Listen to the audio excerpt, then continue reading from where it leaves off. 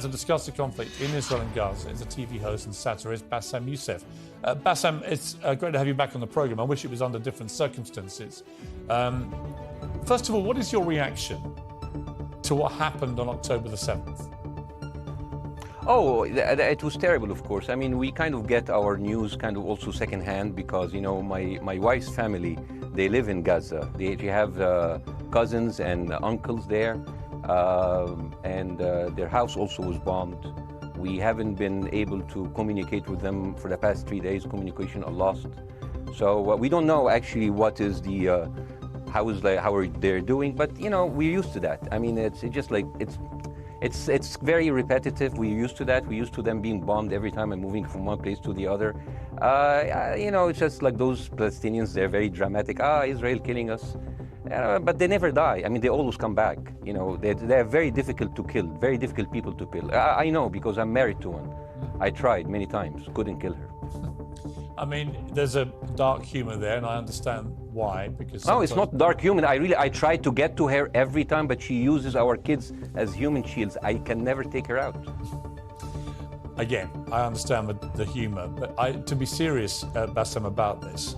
Tonight, there is... I will be serious. Now, I will be serious. I was watching your interview with Ben Shapiro, and I'll tell you one thing. Yeah. I think that Ben Shapiro is one of the smartest people who ever walked this earth. He's very, very smart. I follow him, and I believe everything he said. And when he came on your show, his solution was, and I quote, his solution was that the solution for this is for Israel to annex Gaza and to kill as many son of bitches as possible to make sure that this will never happen again. And anyone who calls for a ceasefire will be a terrorist sympathizer. So God forbid, I don't want to be labeled as a terrorist sympathizer. So I agree with Ben Shapiro. I think we should kill as many son of bitches as possible. Well, let me, so okay. far, but Bassem, so far 3,500 people were killed, including 5,000 son of bitches in the bombing of the Baptist hospital as we speak right now. 1/3 of those 3,500 were children. So my question to Ben Shapiro is, how many more son of bitches do we need to kill so Ben Shapiro is happy? Okay, because it changes Bassem, from 1 year. It changes from one. I'm sorry that. I'm really at a disadvantage here. I'm looking at a camera. I don't see you. I can hear you on my ear. The reason I'm interrupting is I think you might be. I think you're conflating different interviews with Ben Shapiro. He didn't use the phrase "sons of bitches" with me. Let me play to you what he actually said on my show. He did. Go back to your interview. No, he didn't. That was another interview. But let me play what he said to me here. Well, frankly, I don't believe in proportionate response to terrorism. I believe that the way that you stop terrorism is with wildly disproportionate response. That doesn't mean in terms of targeting civilians. It means in terms of killing as many terrorists as humanly possible and allowing them to dictate the terms of engagement by hiding behind civilians in areas that they are supposedly responsible for means that the only option for Israel is to surrender to Hamas's hatred of its own citizens, its willingness to use its own children as human shields. No country worth its salt could ever do that. Now, that is substantively different to what you said he said, right? He's talking there but specifically about Hamas terrorists. I agree with him.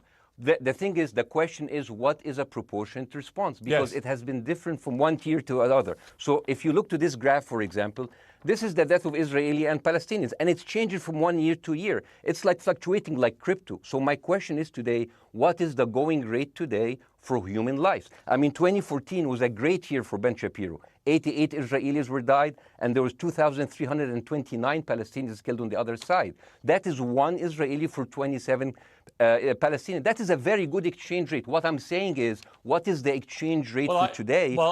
You guys will be happy. That's my question. Well, it's not me, guys. I'm not on either side. No, not you. Like when I say you guys, I say like the people on the other side of that. I know that you don't think like that, Piers. You're one of the good guys. But let me tell you something. I mean, the reason that I'm using this is that, I mean, I can't remember what happened in 2014, and there was no music festival, but there must be something. I mean, they must do something. It is their fault. It has to be something. I mean, 2018, 300 Palestinians died. Who's counting, you know? So the thing is, what my question is, let's find what is the exchange rate for human life today so we know, expect the future death of Palestinians and will be happy to it. My response to that would be this, Bassem. I've thought carefully about this because I think it's very tricky for people like me to immerse ourselves into a conflict where we're not directly involved. And I thought carefully about what I feel about this. I feel that the scale of what Hamas did on October the 7th supersedes anything else I've seen in this conflict, really ever. The savagery, the butchery, the slaughter of 1,300 people, the shooting of babies, the 100%. Kidnapping of grandmothers, and so on. So if we can agree on that, which I think is inarguable, then the question then becomes again about proportion. I don't disagree that there's been a lot of bad stuff on both sides going back historically for decades. But if we agree that this was on a different level altogether, quite deliberately by Hamas, designed to provoke. No, here's my question. Let me ask you a question. And the question, because you raised it earlier about proportion. I honestly don't know what the proportionate response is. I honestly don't. I don't. I've been watching the airstrikes this week thinking. So what's your question? Well, I would ask you, if you were Israel, what would you? If I was Israel. If you were Israel and that had happened to you, what would you think would be the appropriate way for the country to respond? I would do exactly like Israel did, kill as many people as possible since the world is letting me do it. I mean, I can do it because I can, you know? But the thing is, you know what? I agree with you. And you know what? I'm going to be even ahead of you because I see the question coming. Do you condemn Hamas for the atrocity? Yes, I condemn Hamas. I condemn Hamas. Hamas is the source of all evil. They're a reason for everything. And you know what? Let's, for a minute, imagine a world without Hamas. Right. What will this word look like? Let's give this word a name, and let's name this word the West Bank. Hamas has absolutely no control in the West Bank, and since the beginning of this year, only through August, 37 Palestinian kids were killed.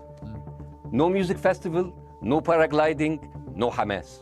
Since the occupation of the West Bank, 7,000 Palestinians were killed. No music festival, no paragliding, no Hamas. I can go on and on and on and on. No, but you don't need to, because in a way you're preaching to the choir. I've followed this crisis. Oh no, you're not preaching. So the thing is, like, in the sense that I know that what you're saying has validity. Of course, Piers. By the way, Piers. I am at a disadvantage here. I can hear you. I cannot see you. I am in a claustrophobic room, and so please cut me some slack and don't interrupt me and interrupt my points. Sure. So, because this has to be fair. Understand. Because if you want to only hear your opinion, I can just condemn Hamas and go home. I can do that. So, do you want to do that, or do you have a much more nuanced conversation? No, I absolutely want to have a nuanced conversation. I wasn't aware I was interrupting you. I thought I was letting you speak. Amazing. So let's. I mean, I would say I really applaud Israel for doing one thing that no military force in the world does. Because I heard Ben Shapiro and I heard Ron DeSantis, and they said Israel is the only military force in the world that warns civilians before bombing them. I mean, how fucking cute. That is so nice of them. Because with this logic, if Russian troops started warning Ukrainians before bombing their houses, we're cool with Putin, right? I mean, okay, Habibi, you have warned them, go invade. It's fine. You have done your job. I mean, the thing is, and I understand, and I also heard Ben Shapiro talking about Human Shield. So you remember my wife's family, they live in Gaza. So I asked them, I told them, when Israel give you the nice warning, the cute warning, does Hamas force you to stay in your home so you can be bombed and use as Human Shield? You know what, Hassan here, my wife's cousin, he's a loser, you know. He told me, you know, when I asked him, does that happen? He told me, no. The lying son of a bitch lied to me. I told him, you don't understand. Ben Shapiro and Ron DeSantis keep saying that Israel warns you and Hamas asks you to stay put. So I told you, he's a loser. He never kept a job. He even failed in all of the interviews to become like a Human Shield. I would believe Ben Shapiro. Let me ask you this, Bassem. So let's go with that. No. Let me ask you At some point, I must be able to ask you questions. It's not a monologue for you, Bassem. If we agree that for the 14,000 casualties, I mean, who's counting, are Human Shield, does that mean that every single one of those civilians was standing, obscuring a military target behind them? Because that's a lot of weapons. I mean, Hamas is packing. No, of course it doesn't. And look, So there's some collateral damage. Lots of collateral damage. Yes. It's fine, yeah. You kill some to save some and then kill some more. Yeah, I agree. Yeah. Well, let me ask you this. Again, it comes back to proportionate response. When the world, Yes. when the world decided it had to get rid of ISIS because of the appalling butchery they were carrying out, it did so by also killing, very sadly, a lot of civilians along the way by doing airstrikes against places which But killing civilians are ISIS inevitable. fighters. You said that in the beginning. My point is, it's inevitable. yeah, but once It's inevitable. Israel has decided that they want to get rid of Hamas, and Hamas is embedded with civilian population, I'm very concerned about what's going to happen next. I've written a column tonight saying, I remember the Iraq War, which I opposed, right? I remember all this. So my question for you is, what would you think would be an appropriate response by Israel to what happened? Well, these are years of disproportionate responses of Israel. Right. Did it solve the solution? Did it solve the problem? Did it work before, so it will work? What will be the surprise this time? What will be the twist that will make this work this time? What will be different this time? Seriously, I mean, like, this is only the last 15 years. I mean, because it's too many papers. I just got this. But how will this be different? And the thing is, I am so glad in the introduction that you mentioned the Iraq War. I applaud you, Piers, for saying that, because you were honest about it.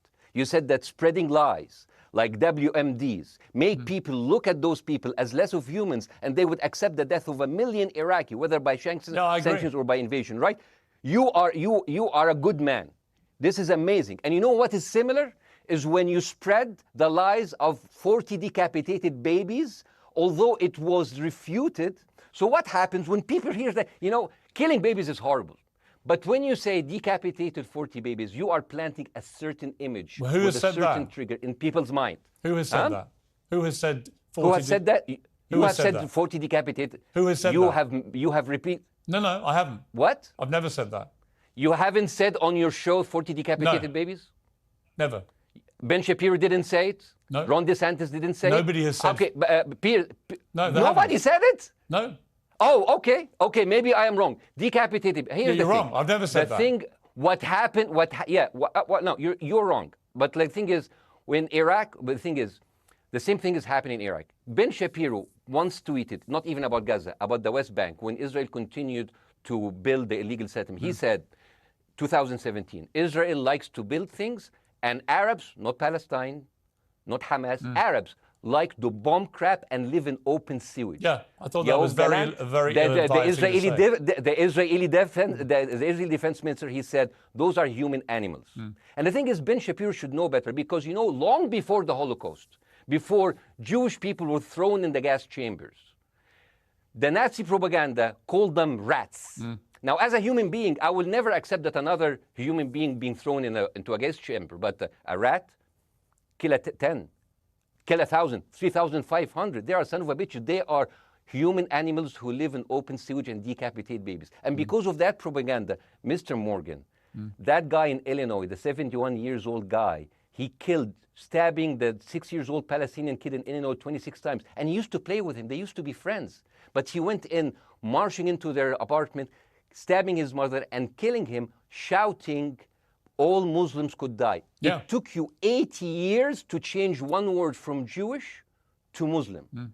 And then you transferred your guilt to us and took away our land. Bassem, let me ask you a question. That deal sucks, man. Let me ask you a question. How do we get from where we are now to peace? Well, first of all, you need to change the perception. Nikki Haley, the American presidential candidate, said, we are in Israel in this because it's a fight between good and evil. Now, if you already decided someone is good, he can do no evil. And if you decided someone is evil, it's good to kill them. Killing them is good. You see, and the thing is, it is not like something new. I mean, I look at history and I see, I'm sorry to say this, but Westerners has always dealt like this with indigenous people. You first treated them like savages, Native American, First Nation, Aboriginal. They're savages. Kill all the savages. And then when they're almost extinct, you start feeling sorry for them, like animals. So maybe the solution is that we kill as many Palestinians as possible, so the few of them that remains do not bother you. And maybe Netanyahu, when he lives for another 100 years, he'll become a tree hugger. Let me just challenge you on this. And he will campaign for preserving the free Palestinian. You keep talking about Westerners like me. Okay, so let me return the favor, okay? Hamas is dedicated to the complete eradication of Jewish people. I am not the spokesman for Hamas. I'm not saying you are. Why do you keep... I'm not saying you are. I'm not their spokesman. You're talking to me. I fucking hate them. Bassem, fuck Hamas. Hamas. No, are you happy? You're missing my point. You're talking in a generalized way about people in the West who always talk about Arabs as savages. I don't. No. I'm talking about America. I actually led the campaign.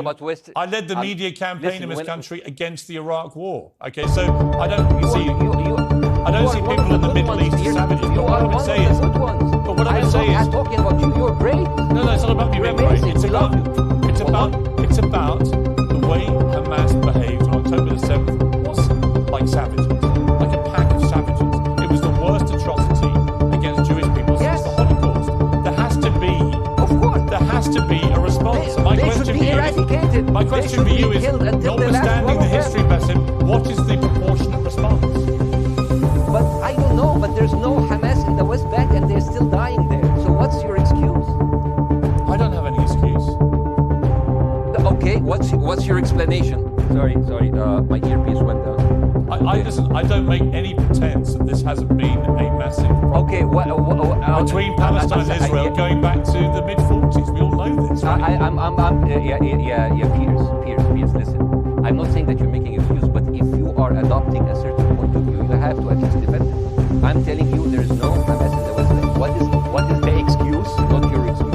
What is the excuse to kill them? Well, this question of proportionality is one that... No, answer my question! I've been answering your question, you answer mine! It's actually not my job to answer your questions. It's not. Okay, not your job. I agree with you. I'm more interested in you, who has family in Gaza, who's an Egyptian in the Middle East, right? I'm more interested in what you have to say. Okay, I'm telling you, I think Hamas is the problem, okay? Right. Now, let's say Hamas is removed. Let's Hamas, I'm agreeing with everything. You want me to condemn Hamas? I will condemn Hamas, Hummus, Hassan, everybody. Guys, wait. I can't hear you. The earpiece. Yeah. Okay. Yeah. Okay. I think let's go. Is he there? Thank you. Go ahead. Can you hear that? Okay. Go. Thank you. Can you hear Bassem? Yeah. Now I can hear. Okay. So here's the thing. Can you hear? Okay. So let's say, for example, Hamas ceased to exist. Okay. You hear me? Yes. Yeah. Hamas ceased to exist today. Now, right now, in Palestine, in West Bank and Gaza, 20% of Palestinians go through Israeli prison system, whether imprisonment, whether interrogation, whether torture, and the rest of them, they live a life of daily loss of land, of homes, of life, and they are suffocated by this. So let me ask you something. If you are a Palestinian living into these conditions for decades, would you sympathize with your oppressor, or sympathize with the people who claim they resist them even if they are terrorists? I have made no secret that I think the conditions Palestinians have had to exist under are completely unacceptable. I've said that for years. So the question then becomes, how do you forge peace between two warring parts of that region who for decades have approached peace, in my view, with mutual sledgehammers, with no actual desire to have peace? And I think it comes down in the end to great leadership. And I don't think there's great leadership. Well, hang on, let me make my point. I don't think there's great leadership on either side. Where is the Nelson Mandela figure here to come through all this hatred on both sides? Nelson Mandela? Yeah, where is that figure? Nelson Mandela actually have criticized Israel for being a horrible state. All of the South African activists have actually called Israel. My point is about how he responded to a country that was so divided. Is a template for how you get to peace, isn't it? I haven't met Nelson Mandela, so I wouldn't know. But like, there's a point. There's a very important point here. You know, I want to understand what is the logic of Israel carpet bombing Gaza. I mean, if there's a logic, if this will make Israel safe, I want to hear the logic. So if they continue bombing, what are they hoping to achieve? Well, I think we know what their stated aim is. Their stated aim is to eradicate and wipe out Hamas. They believe Hamas are living predominantly in northern Gaza. They also are aware they're living amongst civilians. So it's an incredibly difficult thing. As I said in my monologue, it is very, very difficult to see how they do this without massive collateral damage. So if I can understand this correctly, basically Israel is doing this to pressure the Palestinian community in Gaza to turn against Hamas. Is that right? I'm sure that's part of it, yes. That's part of it. So this is exactly what terrorist organizations do, because terrorist organizations will have no chance beating a whole nation in battle. So they terrorize and they kill the civilians in order to spread fear and terror so they can turn against their government to change their policy or to resign. You have just compared Israel with ISIS. No, I haven't. I don't see any comparison between. It's going to be the headlines tomorrow. Piers Morgan, Israel is ISIS. Only amongst people who weren't listening. The comparison, which is more apposite, is ISIS and Hamas. They are both nihilistic terror groups intent on killing as many Jewish people and others as they can possibly kill. And you can't get peace with people like that. Absolutely. You know what? I'm going to do something that nobody done on your television. You know what I'm going to do on your episode? I'm going to pretend that I'm an Israeli citizen. I'm going to put myself in the place of an Israeli settler in the kibbutz. And I want to speak to my Prime Minister, Benjamin Netanyahu. Mr. Benjamin Netanyahu, I have voted for you because you have promised us peace and prosperity and security. On the 7th of October, those son of bitches Hamas, they went into the fence that is regularly heavily guarded.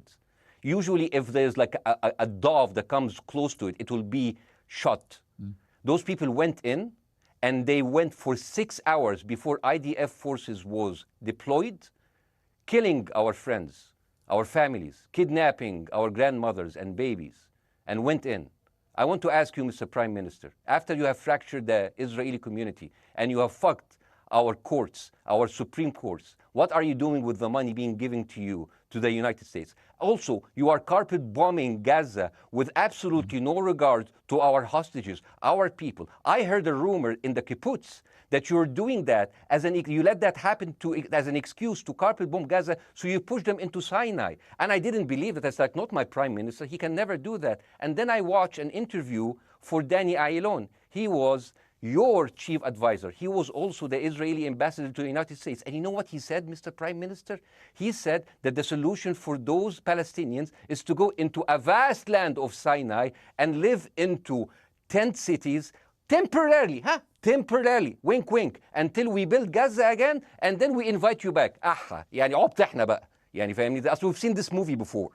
So يعني, and when I saw this, I couldn't explain to my fellows in the kibbutz, how come our Israeli government is trading human lives for another piece of land?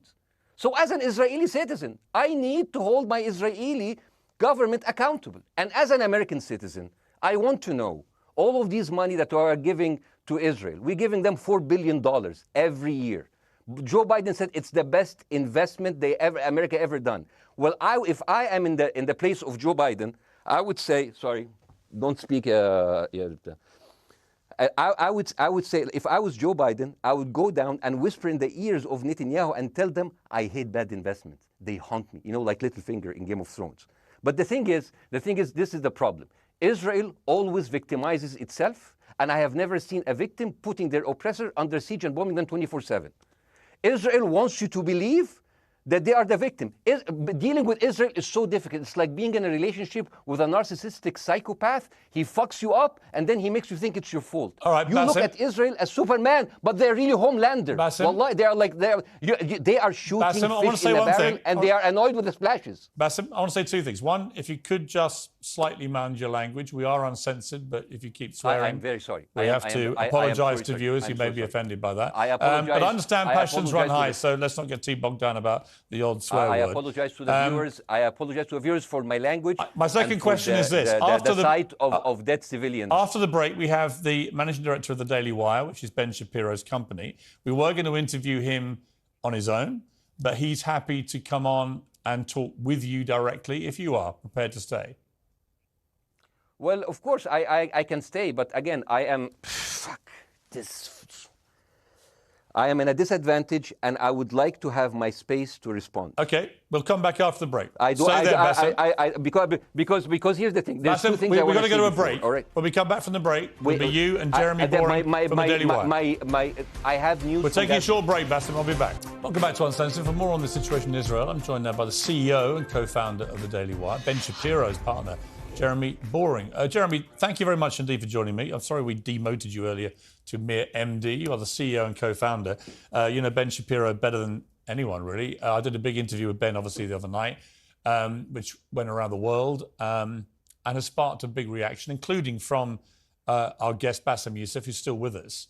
First of all, you've been listening to Bassem and what he's been saying. What's your response? Well, first of all, I make it a point not to speak for Ben Shapiro. He's got a 20 IQ points on me and speaks for a living professionally, so he's much better prepared to defend himself. But as his business partner, as his best friend, I do feel like I have to respond to the things that Bassem was just saying. First of all, the question of how many sons of bitches have to be killed in order to end this conflict, I suppose that the answer is as many of them as it takes. That doesn't mean that I or Ben or any decent person in their right mind is happy with the killing of civilians. I posted at the very beginning of this conflict that a woman or a child blown apart in Gaza is just as tragic as a Jewish baby killed in one of the settlements. That doesn't mean that Israel's actions and the actions of Hamas are morally equivalent. You know, the tragedy is the tragedy, but the moral equivalency is nonsense. If you entered Israel with the express purpose of targeting and murdering civilians with your own hands in cold blood, that is not comparable to Israel bombing targets in the Gaza Strip and killing civilians as a terrible, tragic consequence. War is terrible. War is an awful thing. That's why decent people don't lightly engage in war, and why Hamas should not have incited this war. You know, we can talk about the history of the Israeli conflict. I'm not a professional political commentator. I'm a CEO. I'm a screenwriter, and I'm certainly not Ben Shapiro. I'm not here to discuss the history of the Israeli-Palestinian conflict, but we all saw what happened on October 7th. And the idea that Israel was not going to react severely to that, or that Israel should not react severely to that, is ludicrous. And the Jeremy, idea that Ben Shapiro should be a moderating voice, that Ben Shapiro should be, saying, no, Israel should not respond in this situation, that's nonsense. Let me ask you, though, Jeremy, the question which I think is the big question. What is a proportionate response to that outrage on October the 7th, which is the worst attack on Jewish people since the Holocaust? What is proportionate? If it's true, as reports are suggesting tonight, that there may have been a hospital hit by an Israeli strike and up to 500 people or more have died, that would seem to me, if that is verified, and it's not verified yet, we don't know exactly what has happened other than there's been a hit on this hospital. But if that is verified to have been an Israeli strike, that will strike many people as disproportionate. Certainly. Well, first of all, I don't know what a proportionate response is or why we would want it. I suppose a proportionate response would be for 3,000 Israelis to go through the fence, gun down innocent Palestinian women and children, burn their bodies, burn them alive, take hostages, rape their women. No one wants a proportionate response. No moral person could possibly call for a proportionate response. The purpose of war is to defeat your enemy. The West has, in my lifetime, forgotten the purpose of war because the true cost of war is so terrible. The last time the West engaged in war and won it was World War II, and they did it through incredible brutality. They did it by bringing their enemies to heel. That is not a thing to, that's not a thing to rah-rah about. That's not a thing to look forward to. As I said, all decent people should avoid war. But I think the sort of lie of the post-World War II, the post-war consensus lie, is that somehow war in which you kill a bunch of people and don't secure victory is morally superior to war where you do secure victory. I would say that the only way to morally justify a war is to win it. Otherwise, the very argument that brought you into the war, this enemy must be defeated, ends up being proven a lie. I mean, Afghanistan, I think America had every right to go into Afghanistan.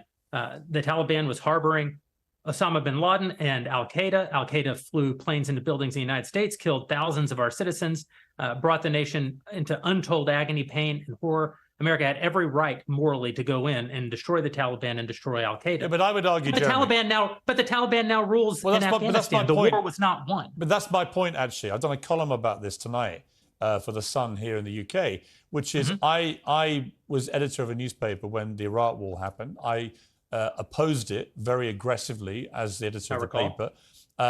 And sadly, we were borne out by events. It was a complete disaster, the Iraq War, in my view. It was illegally contested, I think.